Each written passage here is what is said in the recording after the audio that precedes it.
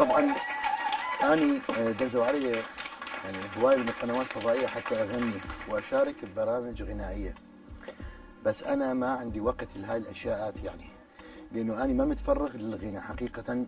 انا حقيقه بالفتره الاخيره تفرغت بس للكتل، يعني مثل ما تقولون انه اني صرت احب الكتل يعني. اوكي، انا شفت انه بيه متعه انه انسان يوميا يقتل حتى ينزل وزن.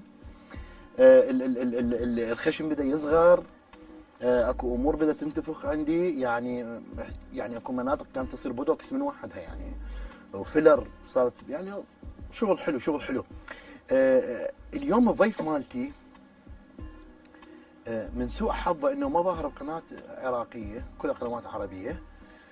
كان مشارك ببرنامج ذا بويز ويا عاصي الحلاني، نجم حلو وصل للمرحله النهائيه ويا عاصي الحلاني.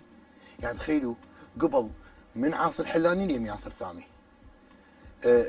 حيصير عنده كلش اختلال كبير بالموضوع، يعني واحد يعني عاصي الحلاني ياسر سامي، اي اكو ربط.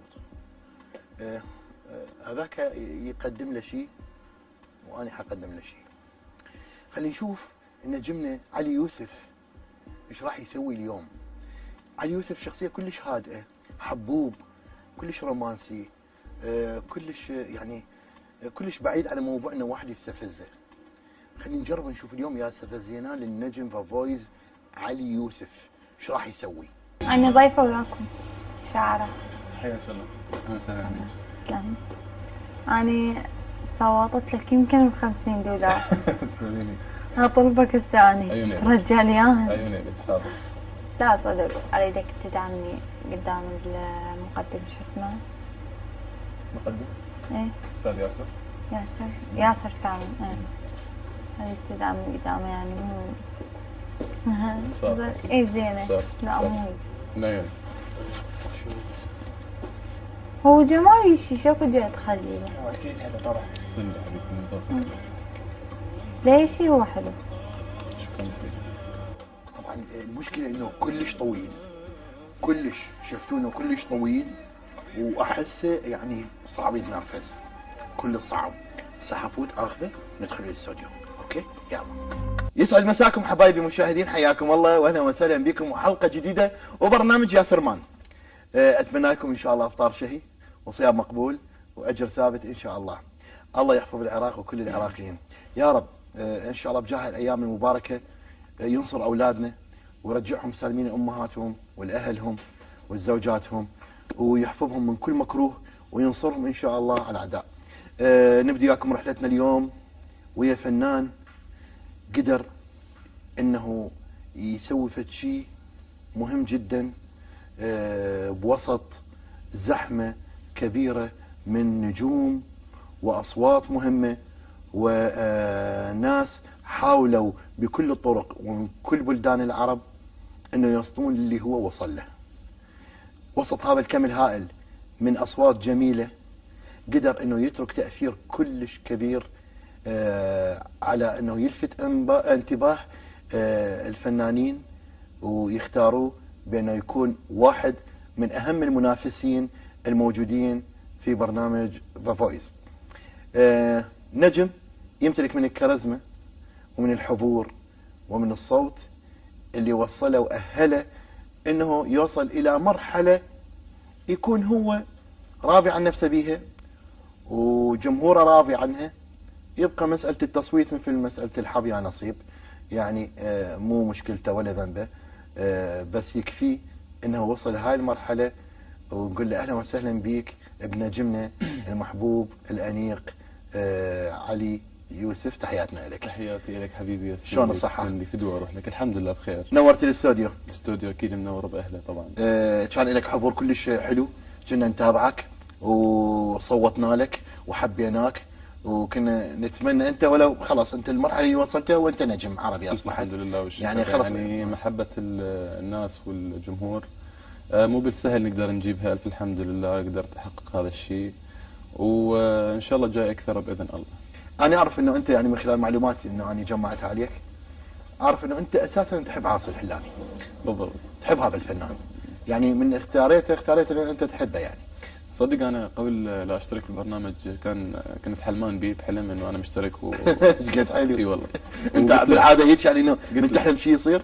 لا بس ممكن نكون العائله بيها شوي شيء بسيط من هذا الموضوع، يعني صاير عندي موضوع اكثر من مره. بس اقول اوكي مرات يعني شيء اعتيادي، ممكن تحلم، ممكن تشوف، ممكن كل الناس اليوم يحصل بيها. بس من وصلت لمرحله وطبيت له وكذا، صفنت يعني في يوم من الايام حلمت انه اكون بهذا هذا صدق قدامي واقف. اي الحمد لله. اكو تدري بهذا المجال اكو دائما ناس كل ما تكبر كل ما تلتقي بناس تحسهم انهم يحبوك، بس بالداخل هم حقيقه اكو فشي بداخلهم من الغيره او انه هيك يحاولون انه ياثرون على شغلك. من قعدة لميت معلومات عنك من اصدقائك استغربت بعض الامور اللي اني حقيقة انا مدى اشوفها انت كرزمة وكشخص موجود بيك هاي الشغلة، بس اصدقائك كلهم اشتركوا في عدة مشتركات بنقاط قالوا لي اياها. مثلا انا استغربت انه انت من الاشخاص اللي يقولون عليك اعتذر على التعبير، بس انه انت كلش تكذب هواية. يعني يقولون انه علي يوسف كلش هواية يكذب، يعني يحكي اشياء مو حقيقية، يعني سويت هيك وانا سويت هيك او سويت هيك. زين يعني هذا الموضوع. يعني اكو اشخاص يعني اكو اشخاص مثلا يقولون انه علي يوسف عنده مشكلة ثانية. المشكلة الثانية انه شنو؟ اسف على التعبير، بس انه انت كلش عندك غيرة من اصدقائك.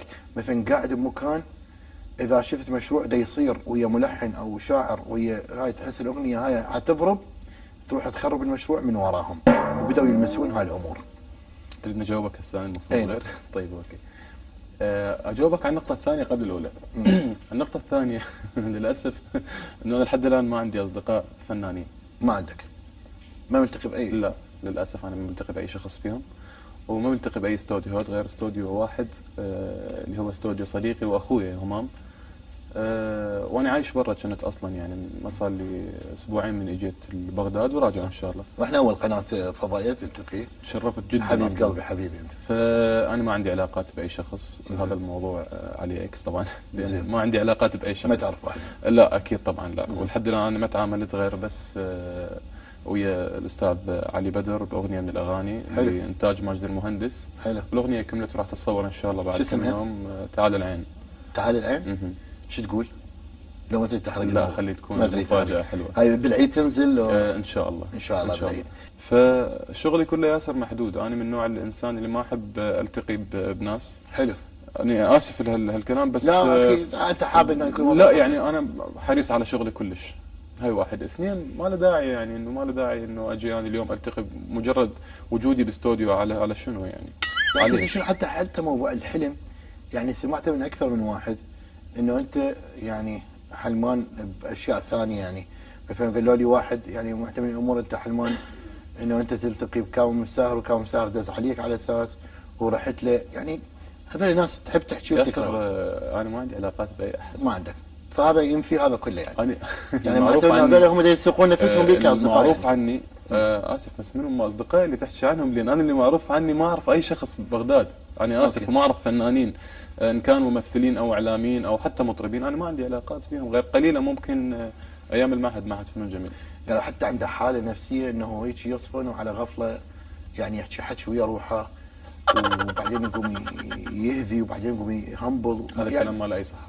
اي يعني حتى انا رسمت لي اسم دا اشوفك انت ما تشبه هاي الشخصيه، يعني من دا باوع عليك مو هالشكل فروجني. سوينا استطلاع بالشارع.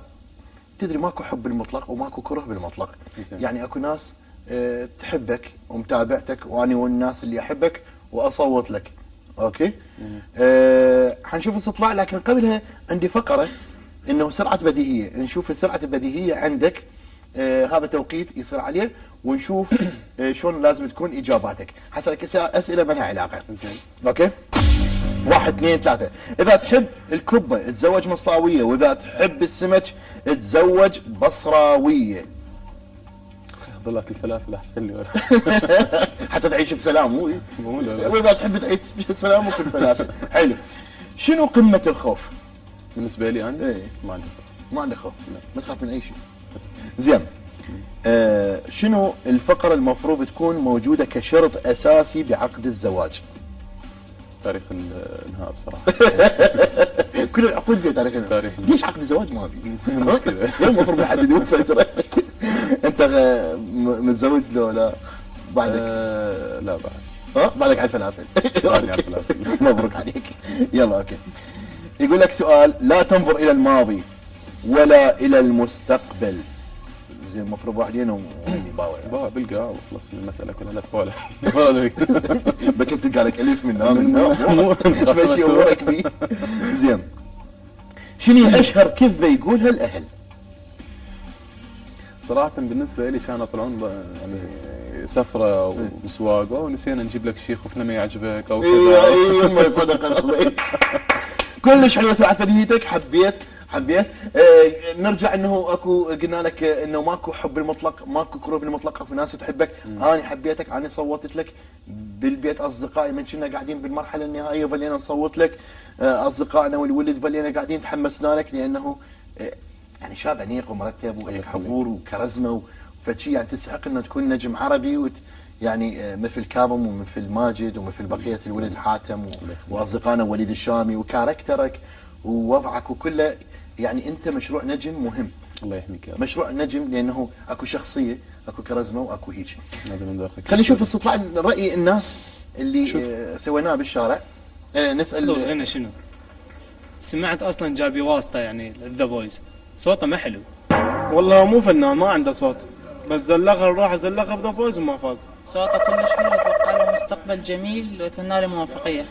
خاف احكي ويقولون ضوج منه.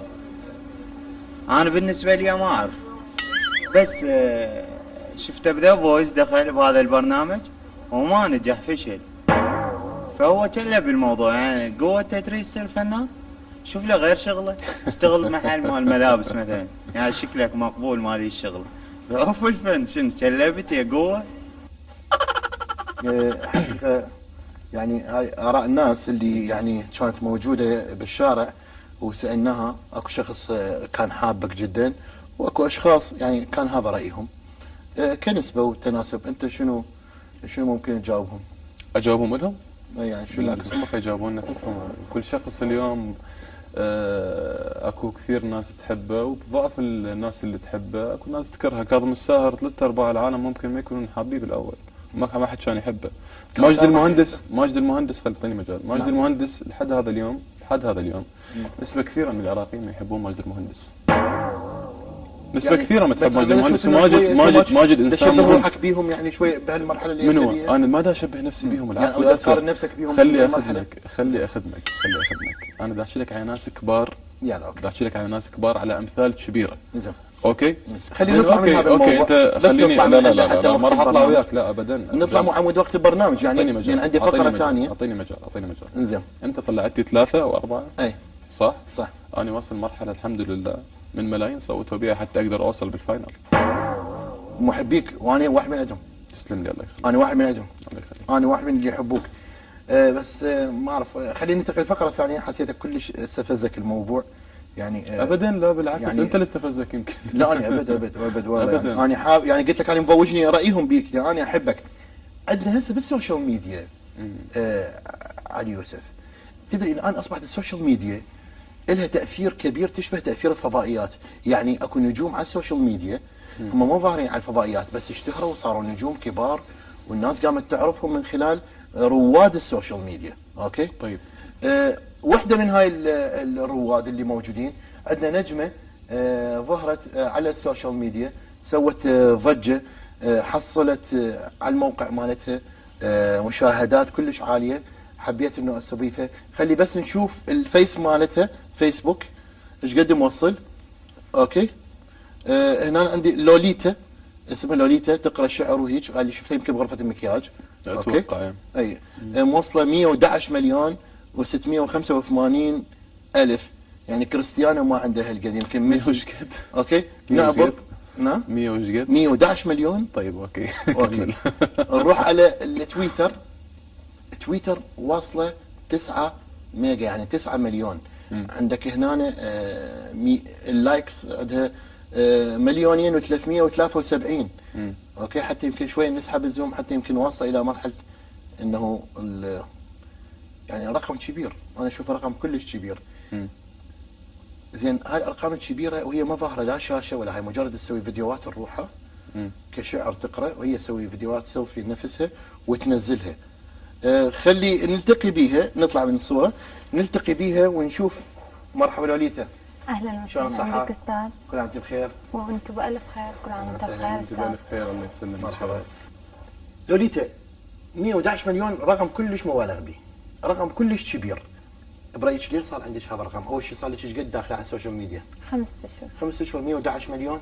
يعني تعتقد اكو هيك شيء يعني 111 مليون؟ صراحة ما متابع للسوشيال ميديا يعني. انت مو من متابعين السوشيال ميديا، مو من رواد الفيس لا، والانستغرام؟ عندي انستغرام بس انشر به يعني اليوميات اللي الناس ممكن تطلب تشوفها، حتى مو يومياتي الموجودة، يعني اخبار الفن، اخبار الاغاني اللي عندي بها، بس علاقتي ضئيلة جدا بالسوشيال ميديا. اوكي.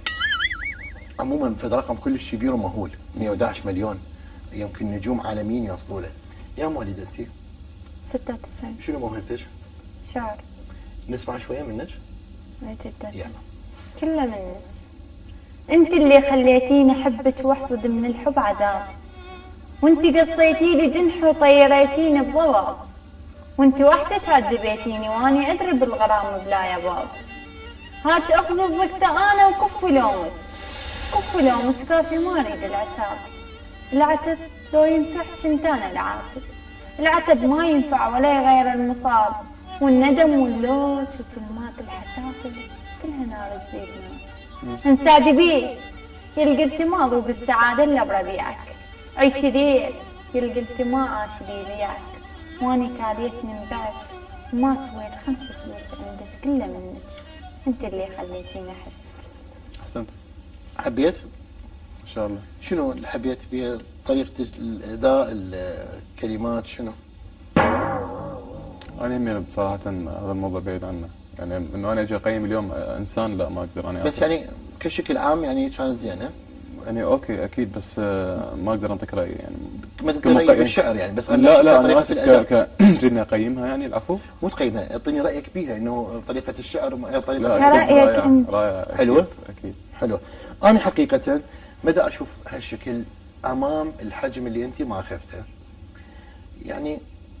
يعني شلون احس انه انت ماخذه قيمة كلش كبيرة امام هذا الشعر اللي دا تقدميه، وممكن اي وحده، اكو بنات عندنا هواية يعني شاعرات قبل تسابقيك ما ماخذين هذا الرقم. ما ادري انت شو احسك تهبط من معنوياتي، ما جاي تدعمني. لانه مو هيك، بس انت وياي يمكن بالموضوع انه هواية كلش هواية عليها يعني.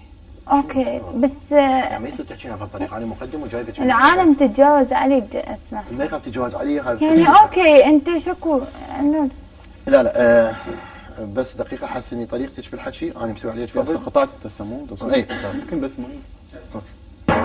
يعني طريقتك كلش اوفر وما حلوه وياي. اوكي، انا دا جيت هنا دا مصاحب فضل عليك. اوكي، صاحب فضل علي. اي صاحب فضل عليك. على ايه؟ على شنو؟ جايبك قاعدك يم نجوم. ايش بيك؟ قاعدك يم مو نجوم كل شيء. يعني قاعده، يعني انت جيتي اعطيتي نايك صفحتي اني ودخلتي علي. لا كنت انت الله قلب يخليك الجوال سوي يعني، كذا. حتى اللايك ما انطيتك، وعندك ما وسيلة. مستحيل انطيك. انت فتت لي على الفيسبوك وانت اعطيتني لايك وانت تدق علي بالليل، يعني استاذ شنو لا دق عليك؟ خلينا نحكي شنو دق قدام عيب، ترى عيب. شنو دق عليك؟ عيب ما اريد احكي، عيب. احترم ادق عليك دا اقول لك تعالي، مو ادق احترم. عليك. احترمني. يلا كافي، رجعت ظهري. احترميك. ما احترمتي النجوم اللي قاعدين وياك. اي انت تحلمين انه تقعدين وياي انا قاعدين. جاوبت عليك استاذ. انا بصراحة بعيد عن الموضوع فما. لا مو انت تحلمين، انت اساسا تحلمين تقعدين. بس ياسر فدعوا تعيطين صوت، خذ علي صوت. لا المي بس من رقصتك، ما قلت لك شيء. دقيقة خذ علي صوتك. شو تقول هسه؟ يعني قاعد تسولفون على موضوع ما ادري بصراحة. ما ادري هو هو لا الموضوع. لحظة عزيزتي، اول شيء طريقتك في نفس الوقت همينة مو لائقة جدا قدام الكاميرا، واستاذ ياسر لا نشوفك شوي. مطفين هسه الكاميرا. على كيفي شو مسوي لها اني يعني؟ على كيفي يعني شو مسوي لها؟ بس دقيقة شو مسوي له يعني؟ ساعدتها وجبتها علي، ساعدتها وجبتها وخذت رايك قلت لك بس ما يخالف شنو اوكي، انا سمعت احنا شنو يعني جايبه منين مكاني؟ لحظه عزيزتي بس مره بس متوسله بيك انا؟ تدول عيني بس- تطلعني بالكاميرا؟ اي متوسه وكانت روحك يا. وزيه من عندي جايبك انا. ياسر ايش فيك انت؟ ها؟ ياسر اهدى. لا، مهما مو- يكون مهما يكون على شلون الأقل هسه يريد نفلش الكاميرا موهبه فوق و راسي؟ شنو؟ ايش قالت العفو؟ شنو جيتي؟ استغفر الله. هسه تكمل لا، بس إيش قلتي؟ البرنامج شنو لو الكاميرا؟ اسوي شنو اللي الكاميرا؟ اسوي؟ شو تكسرين الكاميرا؟ ياسر هاي اضطر اروح اذا هيك لا لا دقيقة، لا دقيقة لا حبيبي، لا بس دقيقة لا لا صراحه دقيقة. يعني دقيقة حبيبي، تفضلي طلعي برا يلا. شنو اطلع برا جاي بيته مو ياسر ثاني؟ ياسر لا لا ياسر تفضلي طلعي برا جاي يلا. بيته ما اطلع. ياسر تقعدين قاعدين يم علي لو يمي. يا انتم انا نجوم؟ اسف انا ما شنو أقدر يغصبون عليك نجوم؟ لا ما اقدر اكمل الحلقه ايش ما اقدر اكمل دقيقة علي. دراسة انتم نجوم؟ هم حاطين روحكم نجوم؟ اي النجوم غصبهم والله عليك. من عبد فويس وما نجحت شل وانت راح تظن كافي.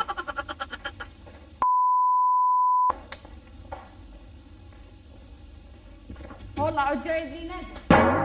ياسر يعني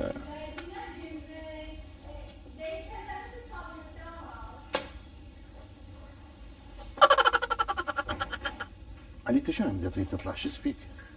ياسر هذا اسلوب حبيبي، انت جايبني ببرنامج حاط لي العفو طفله وياي، يعني هذا اسلوب شاعره واسلوب بس انت المفروض تحترمني مو تقوم تطلع علي. احترمك على شنو ياسر حبيبي وانت جايب لي مو أنا؟ تقول لي احترمك علي شنو؟ انا محترمك علي احترمني. احترمني شلون احترمتني انت يا ياسر؟ شو من بدايه البرنامج لحد الان أي. انت مطلع لي امور تعبانه وجايب لي تلفيق كلام حبيبي ما براي الناس شنو انت؟ يا راي ناس ياسر لا الناس تشوفك هالشكل. ياسر يا راي ناس ياسر علي يا انا قلت لك اني مو رايي هذا راي ياسر الناس. يا راي ناس يا حبيبي يا راي زين؟ ناس يا راي ناس كلش متكلف انت وكلش عايش اللقطه وكلش هاي علي.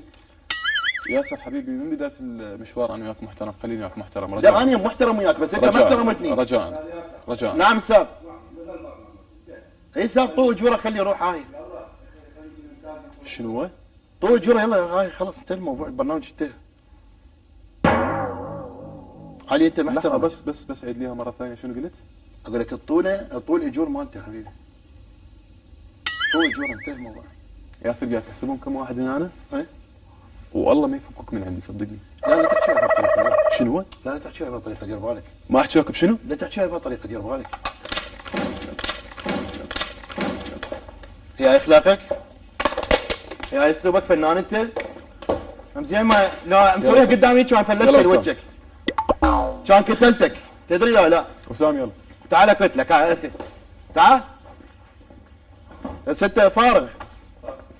من وين فارغ ياسر؟ لا لا من الفارغ؟ انت اكبر فارغ انت. من الفارغ ياسر؟ انت اكبر فارغ زين. ياسر من الفارغ؟ يا شو تسوي لي؟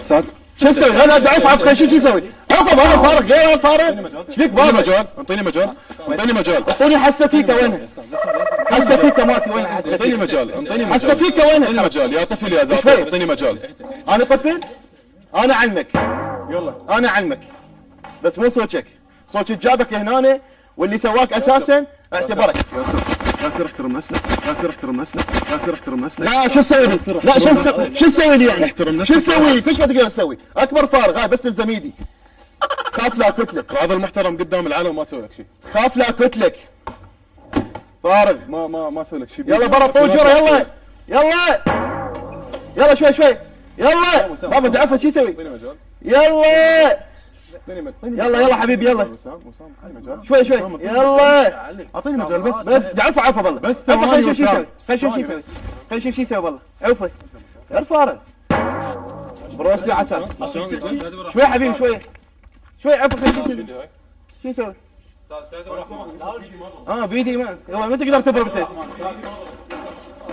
شو تسوي؟ املكك تدري شنو افلشك تدري شنو افلشك؟ اسويك وصله وصله وجهك هيك اخربطه زين اخربط وجهك كله زين اخربط وجهك عفو خليها كتله عفو دا كتله عفو بس اقول لك شغله واحده كلمه واحده بس اقول لك اياها كلمه واحده وحتندم عليه كل شوي. انا كلش اسف صديقي. لك صديقي.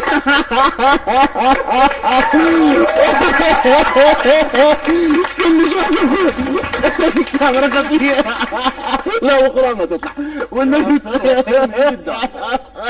والنبي ما تطلع.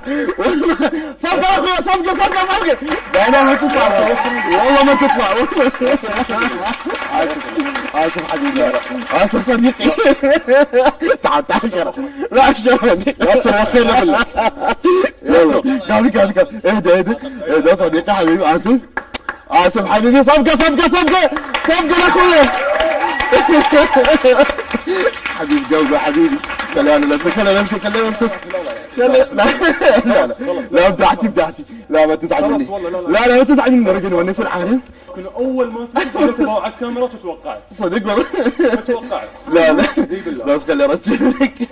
علاوي طبعا كل الحكي اللي سمعته بحقك هو حكي مو حقيقي، وهذا التلفيق اللي سويناه اياه تقرير التلفيق بين المعلومات الحقيقيه. كان التقرير الحقيقي هو الناس تحبك. شنو ضربت ايده؟ وين ايده؟ جيب كنيس جيب كنيس. لا جيب كنيس انشقت ايده. خلاص اوف الموضوع. لا اشرب مي. شوي صار شوي مصطفى. ارتاح اهدى. ايدك انشقت. شنو ايدك انشقت؟ علاوي يعني ما تخيلني انا كنت طعيتي ولا متخيل نفسي انا صدق. لا انا حقيقه خلي اقول لكم شغله. كلش هواي شفت بطنه. الولد راح وعافني وخذني على قد عقلي. راني تجاوزني. اوكي طلع بس شفت بطنه كلش هواي يعني كلش اضطريته انه يسوي هذا الفعل، وما سواه قدام الكاميرات الا خارج كاميرات بعد ما قلت لك كلام كلش ما حلو. زين يستفز اي رجال بالدنيا، ما له علاقه بالفنان وما له علاقه بالاحساس. هاي الموقع اللي شفته هذا مال كريستيانو كان مو مالتي. زين والتقرير اللي طلع كله ملفق. احنا قلنا لهم تحكون هيك يعني لقناهم. الناس كلش تحبك وكلش متباهيه بيك وكلش فخوره بيك. بس انا ما احبك يا حبيبي. خطيه الشباب. هذا من ايده خطيه انجرحت. اي شديده عمي تاخذون فصل من. انا اعتذر. كل عام وانتم بخير. الناس حابه يعني برمضان حابه تشوف لما يصير هذا النجم عصبي شنو. هذا بعد لا حد يجي ولا حد يتابع ولا حد يوصل. يعني المشكله حتى اللي تابع راح يسبب لكم مشاكل بالبيت بصراحه. لا انا خسرت كل اصدقائي علي. يعني كل اصدقائي قمت ادق عليهم قاموا يجاوبون. ولا صديق. اصدقائي سحلوا بي الاستوديو كله. ما بقيت صديق. انت زين. انا عفوني زبون. توصل لي. اصدقائي وصلوا لي مرغلوا بي الاستوديو. أنا آسف واعتبر منك أنت نجم مهم. الله يهمك يا وأنت يعني نجم كبير إن شاء الله. خلص أنا راح أعتزل بعد اليوم. إذا الفن كله كاميرات خفية لا انتهى الموضوع. لا أنت عودي أول فضائية تجي بيها تجي أنا ياسر سامي. أول لقاء لي على فكرة أنا بغداد. أول لقاء بغداد إلك. وهذا شرف كبير لي بالسومرية. بس ياسر أنت حبيبي أكبر. تحياتي للنجم. تحياتي. أنا أعتذر وآسف حبيبي علاوي. ولا يهمك برنامجك يجنن بالعكس وأنت تجننين. وهذا التلفيق اللي طلع على ليش نام هنا اكو ارقام فعلا يعني. لا ماكو ما كريستيانو. كريستيانو شلنا صورة كريستيانو حطيناها. احسنت كان دورك جنن يعني من صغر عمرك يعني. يقول لك طول هذا منين صعد لك؟ هذا المخرج يعني. كل عام وانت بخير حبيبي. وانت بالف خير. وجمهورك يحييك اكيد. الله يخليكم يا رب. وان شاء الله نشوفك شيء الافضل ان شاء الله لك ياسر وللسامريه. تحياتي لكم اكيد. حبيب قلبي. تسلم لي يا ممنون علاوي. يلا حبيبي. انا اشكرك. تسلم لي يا حبيبي. فدوى اروح لك. طبعا تعبت كلش وياه. اكثر نجم تعبت وياه يعني كلش هادئ وكلش يعني هدوء قاتل. يعني شلون تريد رزانه اكو هدوء برزانه. يعني شلون تقدر تستفزه صعب. بس كل رجال ما يتحمل فكره انه تقول له يلا او تقول له طوئي جوره. كل الحب لكم حبايبي. اشوفكم على كتله لوخ. ولا واحد بعد يخابرني